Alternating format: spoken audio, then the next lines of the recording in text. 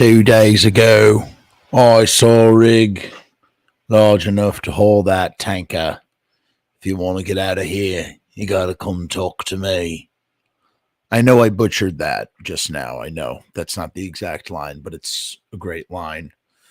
Welcome back to another novelization audiobook read here on the Frumess channel. We do this from time to time. We take novelizations of films and we read them here for the channel.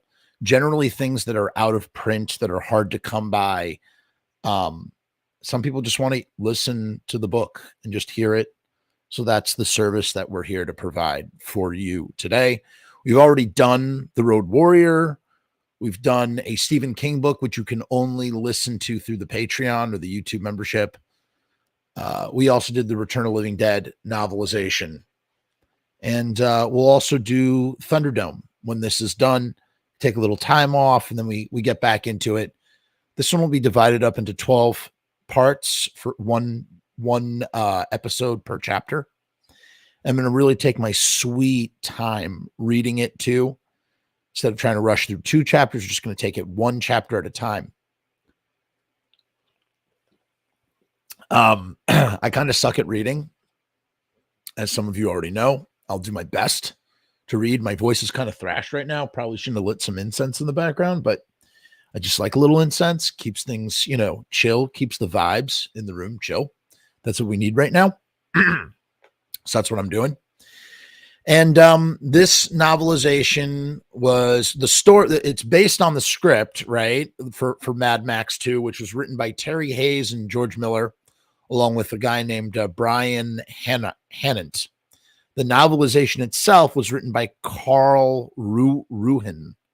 Sorry if I'm butchering your last name, Carl. And Terry Kays is the guy who wrote Mad Max novelization. You can watch you could watch it chapter by chapter on the channel, or you could watch it all 7 hours in one lump sum, whichever you prefer, whichever format you prefer. The latter seems to be the more popular option here on the channel. A few words about Mad Max 2, the story as it relates to Mad Max and all the movies that George Miller would make. And it's kind of an interesting thing. I think I actually heard Quentin Tarantino talking about this today on a podcast. And, generally, like, the rule of thumb with any formula is, or with movie trilogy formulas, is that the second one, not often, but sometimes the second one outdoes the first one, and the third one generally falls off from there. And I guess that's how most people qualify the Mad Max films. Although now with Fury Road, that also gets altered because there's no longer 3 movies. Although if you want to look at, Mel Gibson's trilogy as a singular trilogy, then I guess it still stands, and Fury Road is kind of like its own thing, right? It's separate in a way. The concept in the original Mad Max was not necessarily supposed to be the apocalypse. It was just more of a dystopian future where, society is breaking down, but it's not the apocalypse. It's not the fall of civilization. It's civilization on the brink of falling. And Mad Max 2 is the further decline. This is, several years later, 3 years to be precise, and civilization has collapsed entirely. And the most precious commodity is juice, gas, petrol, gasoline, and we see how, the opening scene of The Road Warrior in the movie, how they, demonstrate that so concisely, with Max taking a rag and soaking up gasoline and squeezing it into a Tupperware thing, just try, no drop can be wasted. It's kind of interesting because George Miller has essentially, for the entirety of his career, taken the same concept and idea and just revisited it over and over again, refining it and changing it slightly. And he loves telling this story, And what's interesting is The Road Warrior does something that few movies do. I think Friday the 13th is another example of this, though, where Friday the 13th, the first one, essentially with all the sequels, once all the sequels have been established, the first Friday the 13th kind of turns into a prequel. And to an extent, I would say that Mad Max, the original Mad Max, really becomes a prequel for the Road Warrior. It's not what the series is really about. What the series is really about, or what the next three movies, including Fury Road, would denote, is the idea of Max just wandering the wasteland and helping people along the way and the hero's journey. And Mad Max ends up serving as the origin story, right? And the continuity is not very clear in George Miller's film. So it's really, in a way, he's so focused on kind of exploring the monomyth that he's basically just telling the same story over and over in various different shades. He's honed his craft over the years. And, some of the things that they did in Mad Max 2 and in The Road Warrior, by the way, the original title is Mad Max 2 in Australia. And this is the thing that blew Mel Gibson wide open. I mean, this is what made him an international star. In the States, they decided to call it The Road Warrior. There's an air of prestige to not putting a number after a title, the idea of like Mad Max, The Road Warrior, it just sort of, it allows the movie to not feel like a sequel. It stands on its own. It's kind of like what I wish for Return of the Living Dead Part 3 in a way, it really sort of, even though it's the continuation, it builds on top of Mad Max. It allows the movie to kind of be its own thing. And, there's most Mad Max nerds and fan nerds and whatnot. They are like, for them, the Road Warrior is religion. And with Mad Max, following up right behind, and then everybody hates Thunderdome. I love Thunderdome. I will talk endlessly about Thunderdome when we get to Thunderdome novelization. Right now, we'll save that for that. But Mad Max, the Road Warrior, the thing about all these films is, and the stories that they tell, and it's kind of interesting just to read them in book form, because they're meant to be just visual stories. George Miller shows, he does not tell. Whatever he does tell you, he tells you with the musical score. The musical score means more to the narrative than the dialogue itself. The dialogue is almost auxiliary to the score. The score is what drives the story. And to that extent, George Miller is essentially a silent filmmaker when he's making these Mad Max movies, It's something that it's really quite fascinating. I've talked here before about, watching Fury Road without the dialogue stem, just watching it with the special effects and the music. And you can hear, you can understand everything that's going on, and that's the point of it. I feel like I talk about this every month, literally, this very topic. He's said in interviews, Miller has said in interviews, how he wants people in Japan to be able to understand the same as, Germany, as in America, no matter what the language is. And I think he's accomplished that with how he tells his stories so visually. And the thing is, nobody really talks the beginning of The Road Warrior. There's no talking for a good while. Touch those tankers and there's no talking until friggin' Gyro Captain. He doesn't come until like 15, 20 minutes into the story, right? But that's the brilliance of it. And what I'm hoping for in reading this is that we're going to get, just the way that we got some really interesting tidbits in Mad Max, like things that really sort of made for really good supplement for what you see in the movies. I'm really hoping that we get more of that. There's a lot of descriptive language in those scripts, and I know that the novelizations of them were really leaned heavily on that information to sort of flesh out a lot of things that are maybe shown but never explained, And so let's hope that Carl does a good job. There's some really goofy stuff in the original Mad Max novelization, like that whole chapter about the goose, like waxing romantic about being on his motorcycle.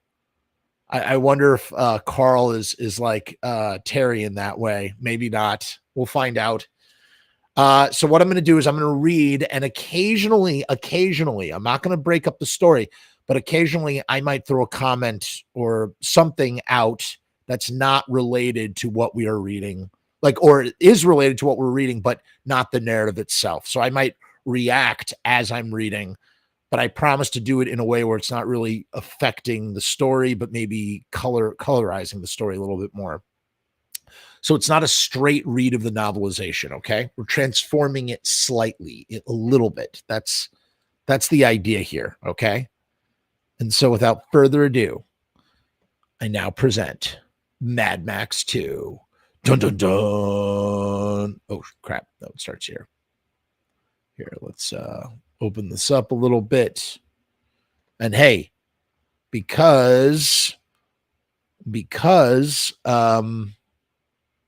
this is not, yeah, that's right. Riot Stickers is the sponsor of the Frumess channel.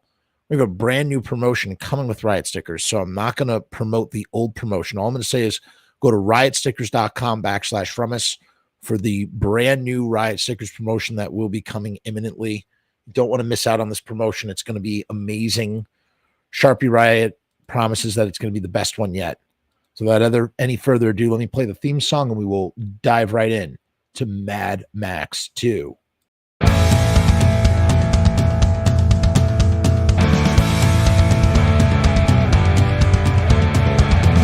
We make stickers, banners, and buttons too. Posters and promo cards. There's nothing we can't print for you. From stage backdrops to bass drum heads. We can print on shirts. We can print on hats. We can print on pants. Cheap prices and high quality. Quick turnaround times and free shipping. We also offer free artwork support. Great customer service and so much more. RiotStickers.com. Riot Stickers, we are the bomb. RiotStickers.com. Riot Stickers, we are the bomb. RiotStickers.com. Riot Stickers, we are the bomb. RiotStickers.com. Riot Stickers, we are the bomb. All right. That's a promise. Okay, it's time. It's time now. Let's launch into the situation here. When all that's left is one last chance, pray that he's still out there somewhere. Chapter 1. Max roves, Max ranges. It is all he can do now. This gaunt, hollow-eyed man. Okay, real quick. For those of you who are not aware, Max's family was killed. Max then went out and he murdered the gang that killed his family. And now it's been 3 years since that time. Civilization has fallen. I believe the first nuclear exchanges occurred. And Max is wanders the wasteland in the last of the V8s, his Interceptor, with his new trusty dog as his sidekick. And that's it.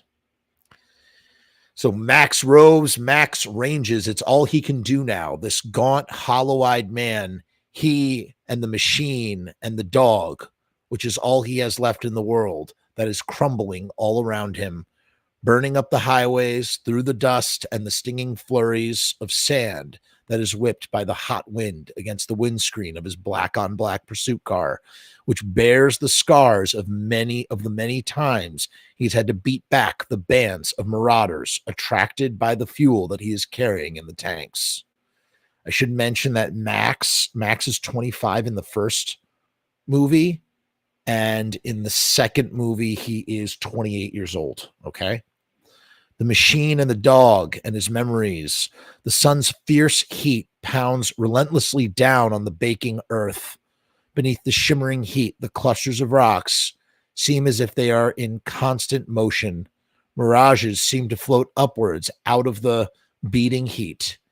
Images form, faces, people and planes and parachutes dropping from the sky, which then becomes a deep thundering black and purple, and shot through with searing flames.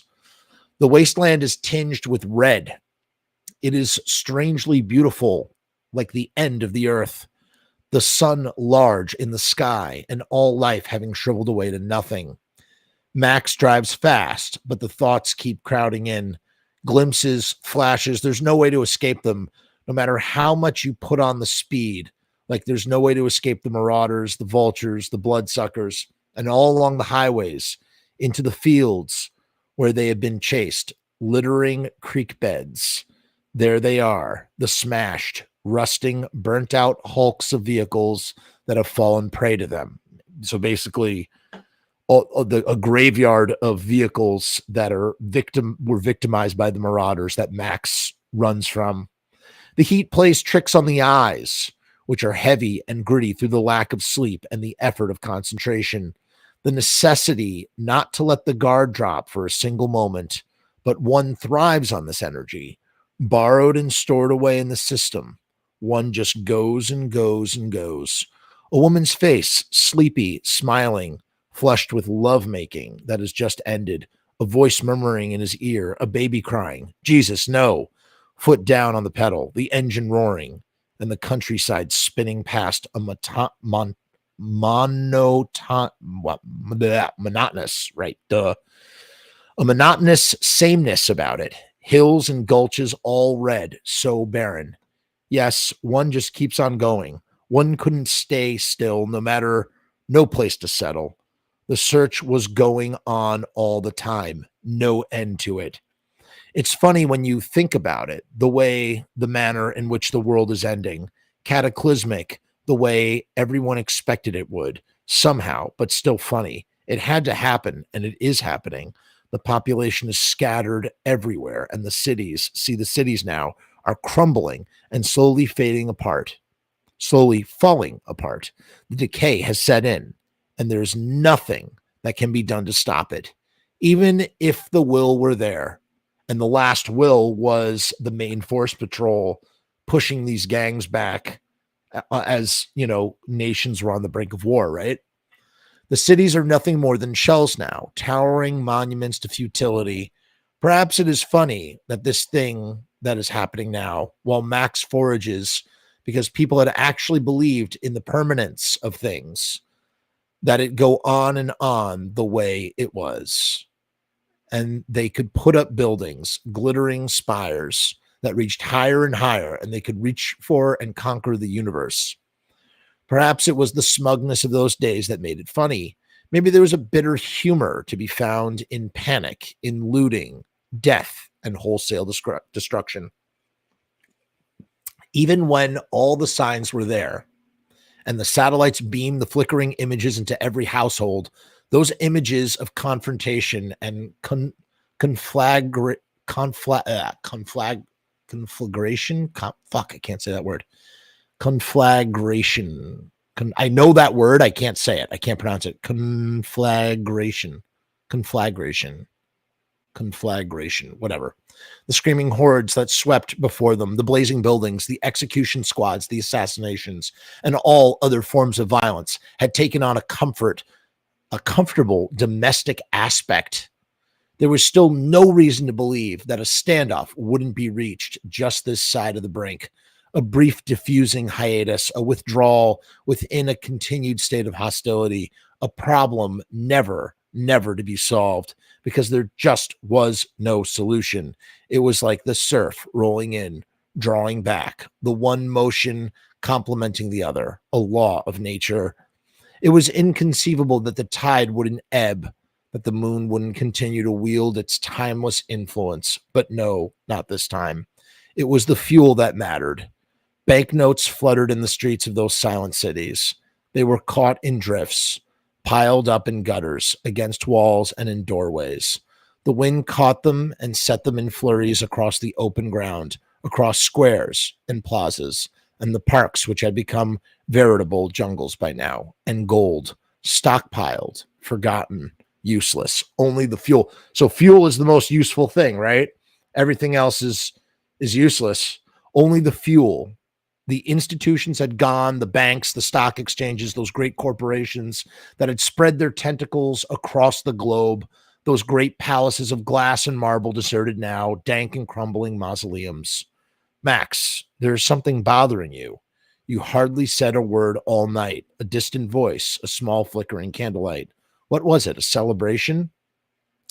Just tired, I guess, honey. Nothing wrong. I'm all right. Is he talking to Jesse's dead ghost? The way the light caught Jesse's hair, a gentle rippling of soft light every time she moved her head, pure gold, a smile hovering, a stirring of desire. I don't believe you, Max. You can't fool me. You've never been able to fool me. I can see you're worried. Her eyes shining. Everything about Jesse shone. Why should I be worried? How unconvincing it sounded, a hollow voice. I got you and Sprague, the three of us. That's all I care about, as long as I have you and the kid. Jessie frowning, her voice low and serious as she abstractly stirs her coffee, the spoon going round and round, making small, chinking sounds against the side of the cup. There's been talk. What sort of talk? Disturbing talk about you, about life expectancy. You know, there's a book being run. It's the odds that you won't last the week. I feel like this was in Mad Max. Is he really injecting filler through this flashback in the opening? Like, think about how exciting the opening of The Road Warrior is. And like, this is what we're getting in the novelization. But he had, and the week after that, and the weeks and months and years, so many years after that, he was the only one who had lasted. Okay, I guess a point is being proven. Sorry, I'll shut up. He was the only one left. And frankly, there were times that he wished he wasn't. I guess we're getting the internal monologue of what he's experiencing probably when he's being chased by Wes, right? The contented roar of the powerful engine, hands loose on the steering wheel, and a cloud of dust rising behind him as he sped through the weird, arid country with its isolated outcrops of rock, the dried riverbeds, and the clumps of saltbush and spinifex. Proclamations, declarations, the lines of cars that stretched and stretched, the queues that grew longer each day to soak up what remained of the fast evaporating fuel supplies, the cost of which rocketed and rocketed until it seemed that no amount of money was enough to purchase a single gallon of the very limited stock that had not already been commandeered for the essential services, which were fast breaking down in any case. That really is scary. And Mad Max is based on, the fuel crises of the 70s that took place in Australia and other places around the world and in the Middle East and whatnot. It's interesting too that visually what's being described as lines of cars that are stretched and stretched. And obviously Miller didn't have the budget for such a thing, but maybe if he had the budget that he had for Fury Road, that for The Road Warrior, we would have gotten that image. And I think it really sort of would add greatly. I'm about to sneeze in 1 second, so you're gonna have to excuse me. I think it really would add a lot. It would. Fast breakdown in any case. The outbreaks of fighting in the streets had become steadily less sporadic. The mobs had surged in this way and that. A devouring monster that destroyed everything in its path turned loose. Factories had ground to a standstill, useless now. The starved machinery choking in rust. That's a great line. The starved machinery choking in rust. And back further to the time of the Night Rider, the toe cutter, names now, nothing more. The screech of tires and the toe cutter's bike hurling itself between the front wheels of a huge road rig that had come lumbering up over a rise in the road, and the toe cutter still conscious under the grill until the second sump guard ripped his head and shoulders off at the chest. The toe cutter had paid for what he had done to Jesse and Sprague, and he and the others. But even so, Max had felt that he had been cheated in some way. The toe cutter hadn't deserved to die as quickly as he had. No way. And even that split second of awareness that remained to him after his bike slewed in beneath those gigantic wheels wasn't enough. Not nearly enough. The past rolled into the present and the present rolled into the future. Sometimes it was difficult to disentangle them. Movement, ceaseless movement, on, and shit. There wasn't a future. Why think about the future? Why think about a future? All the lights had long been turned off. Max is not alone on this stretch of road. And what precise point he realized that he was not alone on this stretch of road, he can't be sure. His instincts being what they are, so highly tuned, must have registered the movement. a new element in this composition of the red landscape, maybe even before his eyes had picked it up. Something different, an alarm bell triggered, but now he can see them clearly now, burning up the road behind him, steadily gaining on him, specks at first, tiny black specks materializing through the shimmering heat behind him, growing larger, looming, gradually taking on a form and substance. 3 of them. They had picked up his scent, the scent of fuel, another tank to be drained, another metal carcass to be systematically dismembered. The supercharger roars, a brute power, unrestrained. He can see them now in the mirror. All of that was the internal monologue of what we see in the opening scene. That's really interesting. He can see them now in the mirror, make out what they look like. There are 3 vehicles behind him, closing up the distance. One of them, a big, powerful bike, has a passenger riding pillion. I never heard that word, pillion. The rider is in all black leather and metal shoulder pads, a breastplate, and his head bare except for a pair of goggles, is shaved, except for a bright red swatch on the top, a mohawk. This one who veers his bike in an attempt to cut Max off from the inside, but Max is ahead of him, blocking him and forcing him to swing back and lose ground.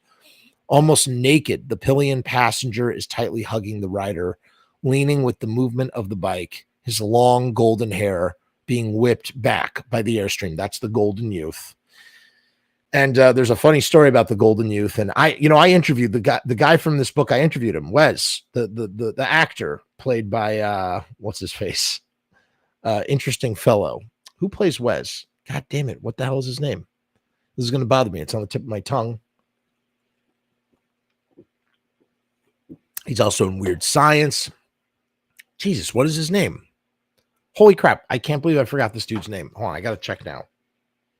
This is insane that I don't remember the name of. I'm going to feel really stupid once I look this up, and I know his name. Wes. Who plays Wes? Who plays Wes?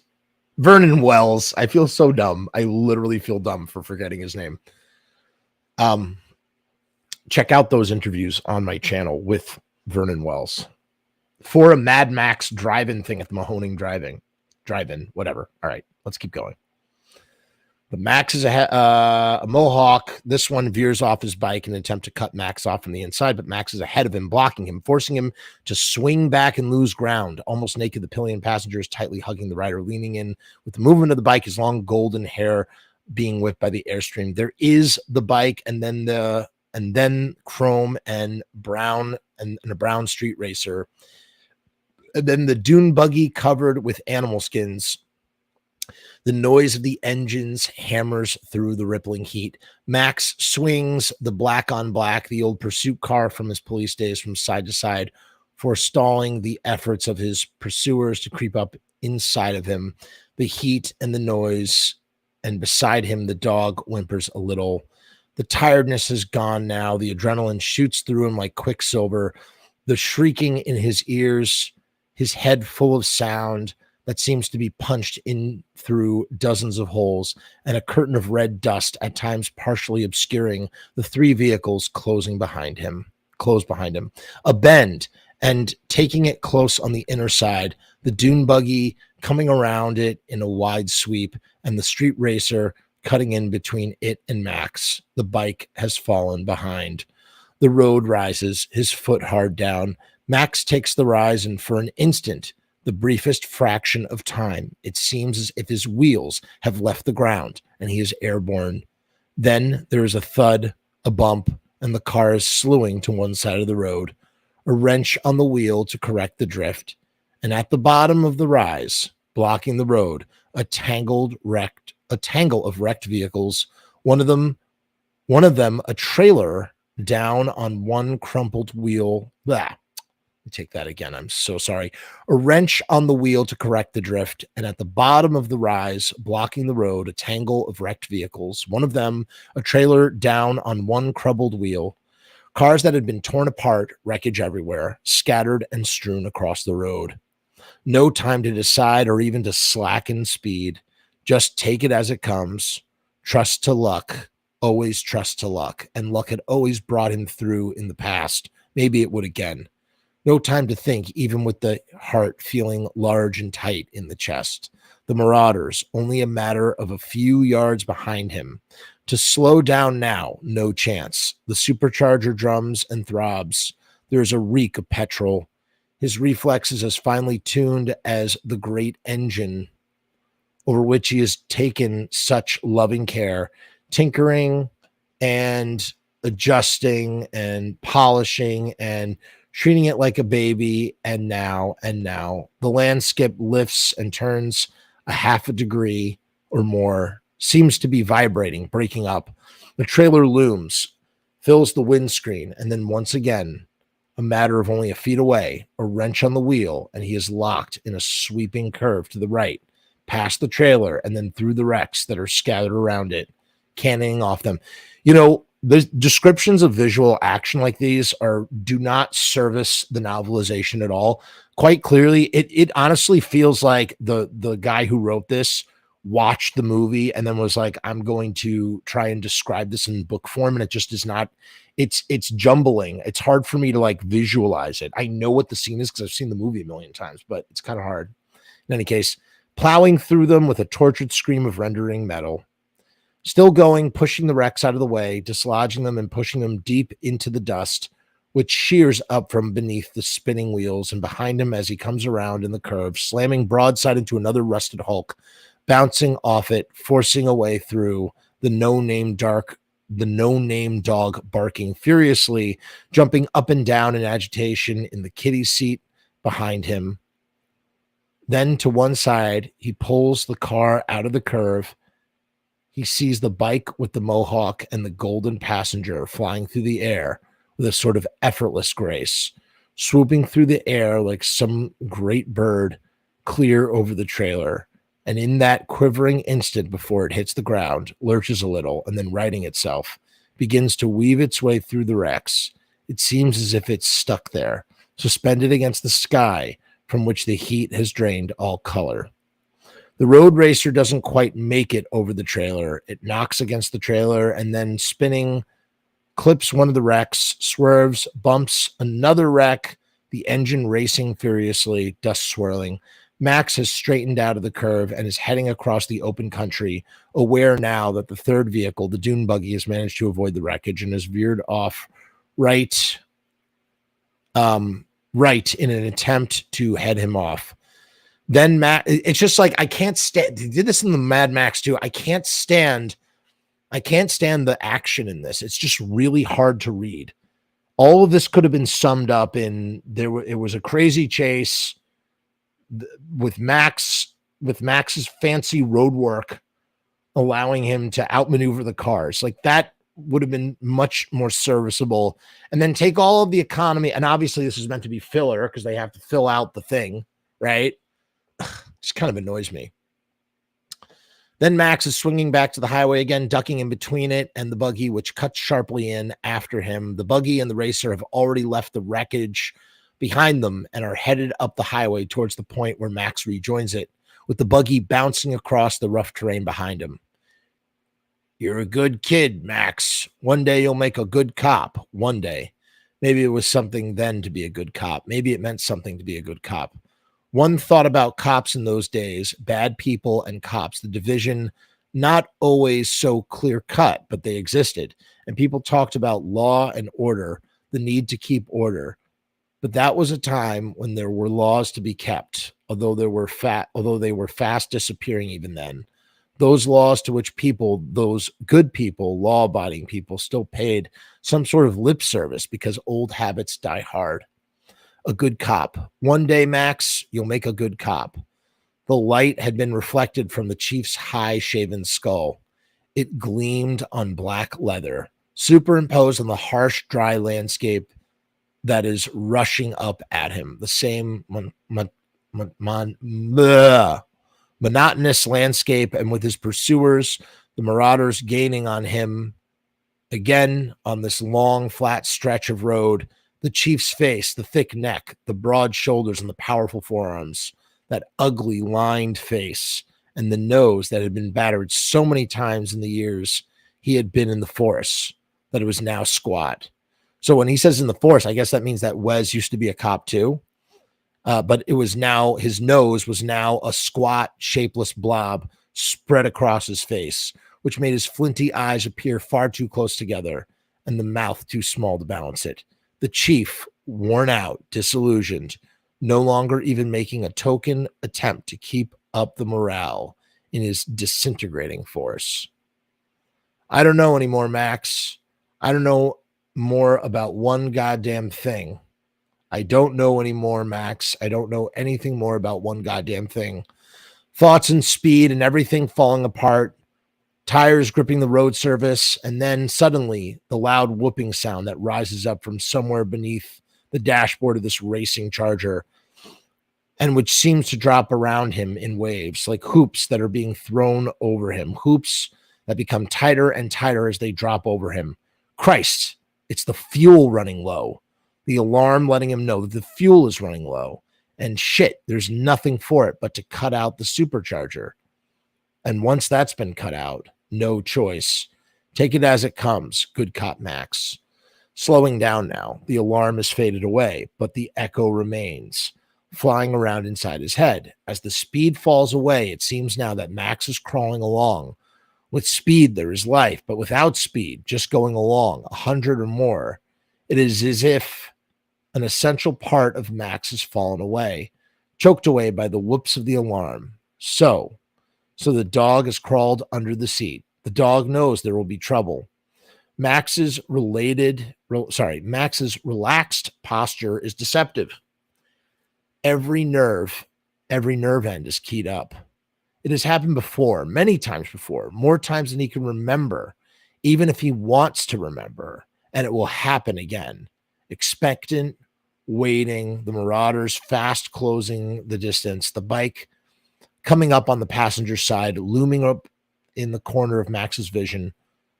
Another nomad biker with his golden lover clinging tightly to him as they draw abreast. Brief impressions, disjointed and flickering. The bike raised something and aimed it at him. A bow, it looks like, a crossbow. But there is hardly any time for Max to notice this, to really register what is the fiery mohawk, what it is that the fiery mohawk is aiming at him. As the road racer is drawing up on his side, the passenger in the road racer is also raising a weapon. And glancing at it, Max can see that is a gas-powered porta-pack gun from the large rounded barrel of what protrudes 6 metal arrows. The fingers tightened on the trigger. Bracing himself, Max hits the brakes. The locked tires screech their protest as the car skids until it is almost at right angles to the road. Caught unawares, both the bike and the road racer surge past him, just as the porta-pack loosens its deadly arrows. The car is still shuddering as Max lines up with the road again, as the two of the arrows smack uselessly against its side, and as one of them thuds into the fleshy upper part of the biker's arm. The bike swerves and leaves the road, weaving erratically across the dry, rutted ground. And that's one of them out of the picture for the moment, and maybe not for very long at that, once the rider has picked up his balance again and brought his bike back onto the road. The dune buggy is still coming in across country. The dune buggy is still coming in across country to try and head off Max and the road racer just in front of him. So now he has a slight advantage. It's time for Max to take the initiative. He can do something now. With the road racer just in front of him, he needn't feel so useless, so much the victim. Changing down, hitting the supercharger again, and the low rumble rising to a high scream. That great surge of power that lifts him and carries him forward, fast closing the distance between him and the racer, ramming into the rear of the racer, a bump, a jolt, the metallic clash of metal on metal, wheels screaming again and again, drawing back slightly, and then hurling the rage machine against the racer. And now there's another intersection ahead of them, a long road rig abandoned at the side of the road. The dune buggy is cutting right in now. It has almost reached the intersection which besides the road rig, there's a massive debris scattered about, junk and bits and furniture, broken things. Max eases back again, nerves tingling now, a delicious feeling in action, judgment cool, calculating his chances, and then foot down again, the pedal pressed right down to the floorboards, flush with the floorboards. The engine howling as the car springs forward again, ramming the road racer, hurling it away just as the speeding dune buggy bumps up back onto the road. Sorry, I needed a seltzer break. Beautiful. What could be more beautiful or more satisfying to see the road racer smash into the rear of the dune buggy, catching it, lifting it, and flinging it away like a broken toy? What music there is in the echo of a scream that has come from the racer just as it hit the buggy and sent it spinning like a top into the side of the road rig. There is a poetry, surely, of a rough and savage kind, and it seems that the action is slowed down enough to give emphasis to those curves and parabolas that are so intricately described. In the sight of the road racer sliding around the half circle and ramming hard into a power pole, which splinters and snaps with force of the impact and slowly topples onto the road. There is no sign of movement from the road racer, and the dune buggy is nothing more than a pile of twisted, crumpled metal beneath the impeccable bulk of the road rig. A wheel sputters, dust settles along with silence. Throwing on a handbrake, Max, the valiant victor, swings the black on black around in the tight turn and pulls up in the middle of the intersection. Winners and losers, victors and vanquished. Fuel is streaming from the ruptured tank of the dune buggy, swinging himself out of the car. So they're kind of like car vampires. It's so weird in the future.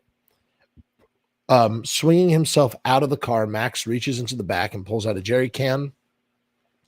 A soft moaning sound is coming from the crumpled buggy. The spilt fuel is forming a widening rainbow pool on the bitumen. If you recall, bitumen is another word for blacktop. Bending over the broken fuel tank, Max wedges the jerry can beneath the gushing fuel. He wipes the bandana he is wearing from around his neck and begins to mop up the gasoline from the bitumen with it. For without fuel, they were nothing. They built themselves a house of straw. That's from the introduction, you'll recall, in the movie. That was kind of like an afterthought. The gushing fuel rattles the can. Max squeezes the soaking bandana out into the can. The moaning from inside the dune buggy is barely audible now. That and the gasoline drum in the can are the only sounds. But suddenly there's another sound, a shrill whistle that slices keenly through the silence and desolation. Max looks up and sees on the crest of a low hill overlooking the intersection the scarlet mohawk straddling his bike and grinning down at him, a figure in black leather and metal that glints in the harsh light. Still, with his arms around him, the golden boy's face is expressionless. It might have been chiseled from stone, yet how sensual are its lines. They stare at each other for a long, vibrant moment, these two, wandering Max and the grinning mohawk, and then slowly and deliberately, his eyes never leaving Max, the figure on the hill raises one hand and closing it around the half of the arrow that is embedded in his arm. He gives it a sharp tug, and the arrow comes free. A trickle of blood runs down his arm from the wound. Triumphantly, the biker nomad holds up the arrow, brandishing it at Max as he screams in defiance and hatred of the man who has for a time being outwitted him. Then, slipping the arrow into the quiver at his ship, the biker guns the motor and swings the bike away and disappears from the crescent hill. The sound of the engine fades into the distance, and Max is alone. Woo! That was, so that basically covers the opening scene of The Road Warrior. It's a great opening scene at that.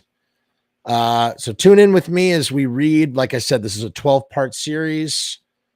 We're going to do a chapter at a time. So tune in next week. This was an intro as well as chapter 1. So it's going to be, this might be the longest episode we have yet. I don't know. We'll see. In any case, thank you for joining me. Remember, explore the other things in the archive. Sign up for Patreon. Sign up for YouTube memberships.